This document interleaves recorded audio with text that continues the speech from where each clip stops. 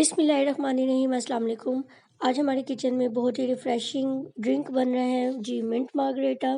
इसके लिए मैंने पुदीना लिया है 1 कप, ये फ्रेश इसके पत्ते हमने ले लिए हैं बस। और इसके बाद हमने लेना है जी नमक, नमक है हाफ़ टी स्पून। इसके बाद जाएगा जी ब्लेंडर में हम सब चीज़ें डाल रहे हैं, ये काला नमक है, ये भी हाफ़ टी स्पून जाएगा। फिर इसके बाद ये लेमन जूस है, 1 टेबल स्पून जाएगा इसमें। फिर हम चीनी डालेंगे, ये है 1 टेबल स्पून। आप ज़्यादा या कम अपने जायके के मुताबिक कर सकते हैं। ये कुछ आइस क्यूब्स हैं और लास्ट में हम इसमें स्प्राइट या फिर 7 अप की बोतल डालेंगे, ठीक है जी। फिर इसके बाद हम ब्लेंडर को बंद करेंगे और इसको अच्छी तरह से हमने ब्लेंड करना है। अच्छी तरह से ब्लेंड करना है ताकि मिंट के सारे लीव्स अच्छी तरह से ब्लेंड हो जाए।